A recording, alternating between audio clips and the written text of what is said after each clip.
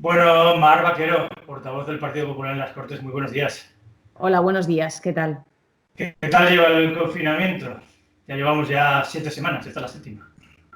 Pues sí, ha ido pasando también por fases el confinamiento. Lo primero era una situación extraña, donde nadie, horas antes de que tomáramos conciencia de ello, podíamos imaginárnoslo.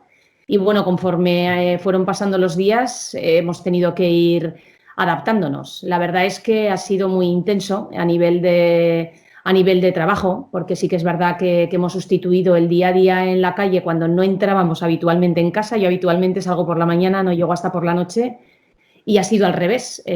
Ahora era todo el día en casa, pero mucho, mucho contacto permanente porque tal y como se fue desenvolviendo todo, la cantidad de problemas que se empezaron a generar en pueblos, que yo fundamentalmente con quien he estado más en contacto ha sido con nuestros alcaldes, con nuestros concejales, con otros diputados, con las tres estructuras provinciales, pues ha sido permanente. Nos hemos dado cuenta cómo el contacto diario y esas salidas a la calle, reuniones, al final todo ha tenido que reconducirse a través de un teléfono y luego a posteriori las videollamadas, que prácticamente también ya se han generalizado.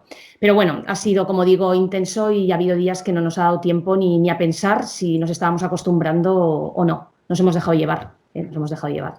Estamos ahora todos liados, ¿verdad?, con las videollamadas. Ahora se ha convertido esto en una moda que no sé si va a ser pasajera o no, o está aquí para quedarse, esta forma de trabajar distinta. ¿Usted cómo Pues lo yo ve? creo que se va, yo creo que se va a quedar, porque al final muchas veces reuniones que se posponen por la imposibilidad de compatibilizar agendas, ahora va a ser mucho más sencillo. Te obliga a veces un desplazamiento. Nosotros en nuestro trabajo, que muchas veces incluso nos desplazamos a diferentes partes del territorio o incluso a Madrid, como al ser un partido de ámbito nacional, pues todo esto va a generar la posibilidad de hacerlas con mayor periodicidad y yo creo que va a ser positivo, ¿eh? Yo creo que va a ser positivo. Por cierto, ahora se está ya hablando de la vuelta a la normalidad, a la nueva normalidad, dentro de la anormalidad en la que estamos metidos, ¿verdad? ¿Cómo debería ser, bajo su punto de vista, esta vuelta a la normalidad?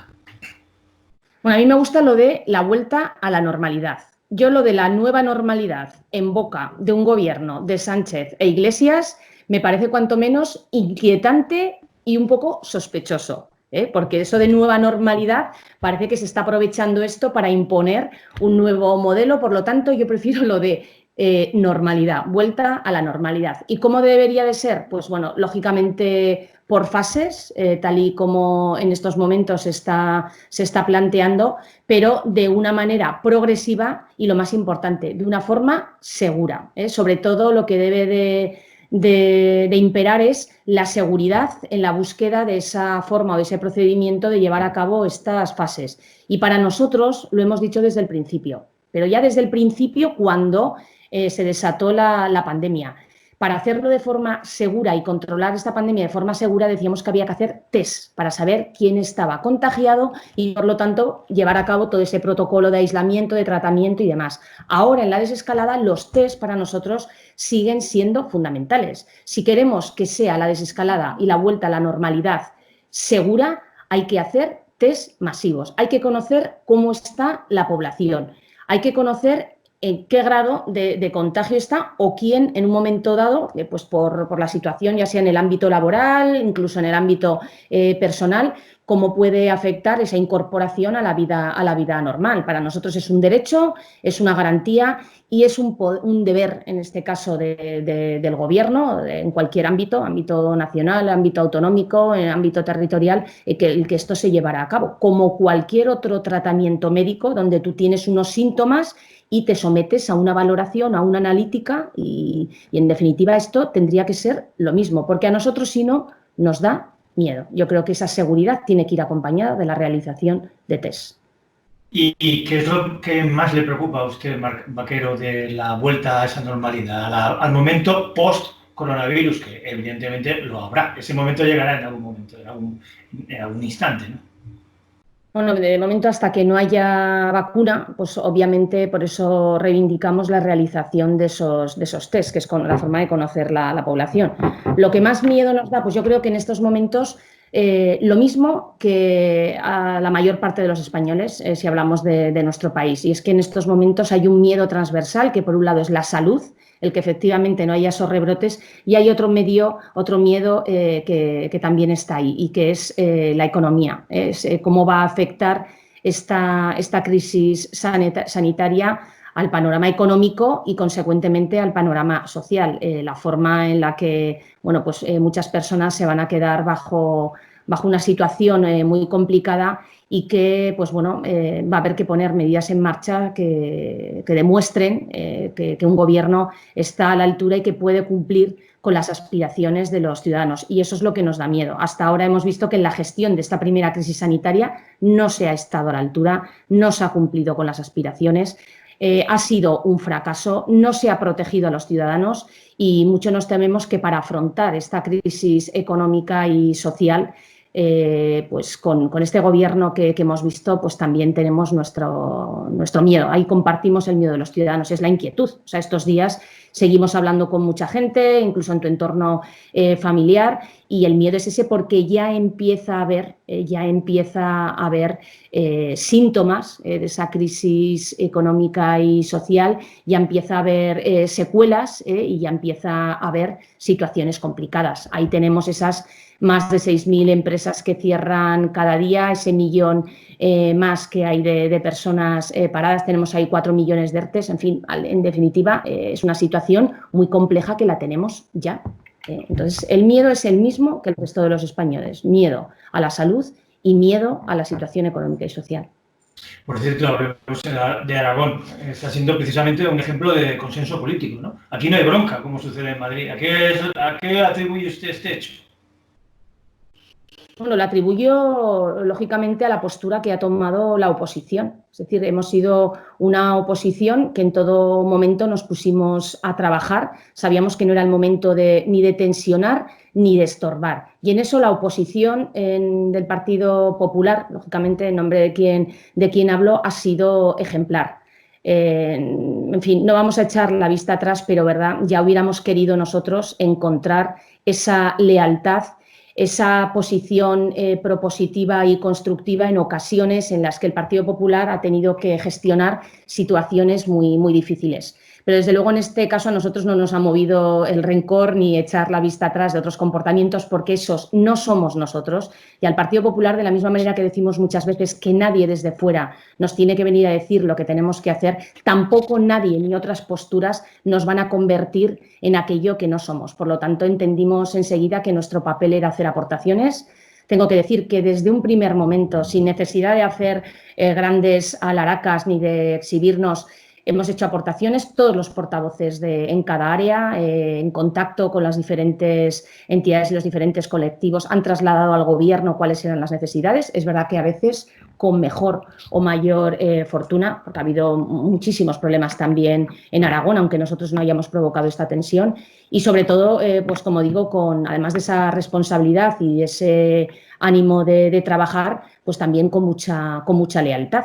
Una lealtad que, también lo hemos dicho en muchas ocasiones, es de ida y vuelta. Nosotros también hemos pedido esa lealtad al Gobierno, y hay veces pues que también hemos sentido que nos hemos tenido que enterar de muchas cosas a través de los medios, y que no siempre se ha contado con nosotros. Pero bueno, se ha podido trabajar. Como digo, hemos estado ahí para hacer aportaciones y para ayudar a superar esta crisis, y que hiciera el menos daño posible a los aragoneses, teniendo en cuenta, sobre todo, que ha habido una losa muy grande, que es ese mando único. El mando único del Gobierno de España ha sido un fracaso y un lastre para los aragoneses, y es que además lo podemos valorar en esos términos. Ha perjudicado claramente a los aragoneses, porque pues, no siempre el Gobierno de Aragón, vamos a decirlo así, se ha revelado con la suficiente fuerza para desviarse de ese mando único, que claramente no estaba siendo el mejor camino para afrontar esta pandemia en Aragón. No es Aragón de las comunidades que mejor han salido en esta crisis, lo sabemos. Ha habido momentos de pico en el que más de un 30% de los contagiados eran sanitarios. Eso, la verdad, es que lo hemos llevado muy mal. Hemos llevado muy mal que no se haya protegido suficientemente a quienes estaban en la primera línea. Y ahí tenemos también que, bueno, esperamos que una vez que vaya pasando todo esto, conozcamos realmente las cifras de los aragoneses que se han visto afectados por el coronavirus, bien sea porque desgraciadamente han fallecido, para nosotros no son cifras, son personas con nombres y apellidos, son proyectos de vida, o aquellos que han sido también contagiados. Pero sobre todo nuestra posición ha sido de trabajar y de ayudar a superar esta crisis, igual que lo va a ser ahora, igual que lo va a ser ahora. El plan aragonés, ¿no? El plan aragonés, a partir de ahora, ese plan aragonés en el que están trabajando todos los partidos políticos que buscan precisamente recuperar, ¿no? Recuperar económicamente la comunidad autónoma. ¿Qué cuestiones debe incidir ese plan, bajo el punto de vista del Partido Popular? ¿En qué cuestiones debe ser más eficaz? ¿En qué cuestiones debe incidir más ese plan aragonés? Bueno, lo primero es que tiene que ser un plan eficaz. Un plan eficaz, ahí sí que ya tenemos que empezar a mirar hacia nuestra comunidad autónoma con todas sus peculiaridades, con las características de su tejido productivo, de las necesidades de carácter social, del estado de nuestros servicios, me refiero a nivel de estado de bienestar, de la sanidad, de la educación y de los derechos sociales, que eso es principalmente lo que hay que garantizar. Y cuando digo medidas eficaces, es que el plan en sí lo tiene que ser, Se tiene que tratar de medidas a las que el Gobierno se tiene que comprometer. No puede ser meramente una serie de medidas que queden recogidas en un documento que sea consensuado y que ahí se quede. No, esas medidas tienen que ser ejecutivas, tienen que ser vinculantes para el Gobierno y además el Gobierno para ello tiene que habilitar las partidas presupuestarias necesarias o hacer las modificaciones en el presupuesto de 2020, ese que que se aprobó en enero y que ya no vale, es obvio, lo ha reconocido el propio presidente Lambán, ese presupuesto ya no vale y el que se haga tiene que ser, para que ese plan sea eficaz, acorde a las medidas y a los compromisos que ahí se adquieran. Y ahí tenemos un papel importante las fuerzas políticas. Están los agentes sociales a los que hay que escuchar, pero al final las fuerzas políticas somos los que vamos a tener que asumir la responsabilidad de bien desde el Gobierno asumir ese compromiso o bien desde la oposición controlar que esas medidas realmente se van a llevar a cabo. Si no, no hay pacto y si no, no hay consenso. Habrá sido un mero instrumento de distracción, ¿verdad? Y no estamos para eso. Por lo tanto, lo que sí que vamos a exigir es ese compromiso, esa ejecutividad de las medidas que se tomen y que sean realmente de carácter vinculante. Por cierto, ¿ha pensado ya qué es lo primero que va a hacer cuando acabe esta situación de confinamiento? ¿Tiene algo en la cabeza?